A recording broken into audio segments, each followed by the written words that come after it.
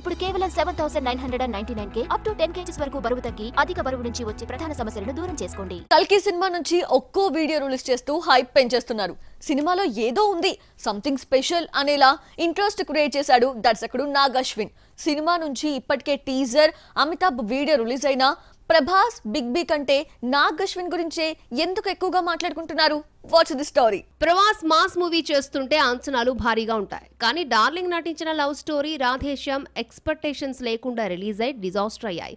Socio scientific movie కల్కి మొదలైనప్పుడు ఎవరూ పట్టించుకోలేదు. గన్స్, టైర్ మేకింగ్ అంటూ వీడియోలు రిలీజ్ చేసిన రాణి గుర్తింపు టీజర్ తీసుకొచ్చింది. మొత్తానికి ఏదో కొత్తగా ఉంది అనిపించింది.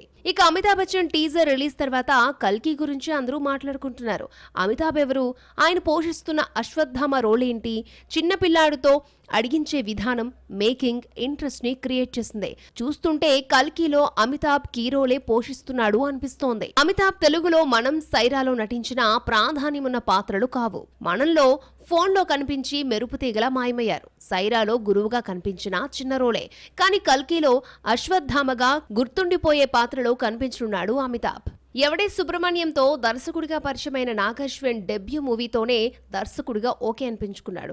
సావిత్రి జీవిత చరిత్రను మహానటిగా తెరకెక్కించడంతో దర్శకుడిగా గుర్తింపు దక్కిందే. బయోపిక్ తీసి మెప్పించడం అంత ఈజీ కాదు. కానీ నాగ్ అశ్విన్ ఇందులో సక్సెస్ అయ్యాడు. 3 ఏళ్లు గ్యాప్ తీసుకుని ప్రభాస్తో కల్కి వంటి సోషియో సైంటిఫిక్ సినిమా తీయడంతో ఆసక్తి నెలకొంది. టీజర్స్ రిలీజ్ తర్వాత ఏదో ఒక అద్భుతం చేస్తాడన్న నమ్మకంతో డార్లింగ్ ఫ్యాన్స్ ఉన్నారు. ఎవరూ ఊహించిన విధంగా అమితాబ్ టీజర్ తో మెప్పించిన రిలీజ్ డేట్ మాత్రం ప్రకటించలేదు. మే 9న రావాల్సిన కల్కి ఎన్నికల కారణంగా వాయిదా పడింది. సినిమాను ఎప్పుడు రిలీజ్ చేయాలన్నా హాలిడేస్ కలిసి రావడం లేదు. మే 30న రిలీజ్ చేస్తే సమ్మర్ హాలిడేస్ 2 వారాల పాటు ఉండడంతో ఎంచక్కా క్యాష్ చేసుకోవచ్చు. జూన్, జూలైలో రిలీజ్ అన్న ప్రచారం నడుస్తున్నా సెలవులు లేకుండా విడుదల చేస్తే ఆ ఎఫెక్ట్ భారీ ఓపెనింగ్స్ పై పడుతుంది అన్న చర్చ నడుస్తోంది.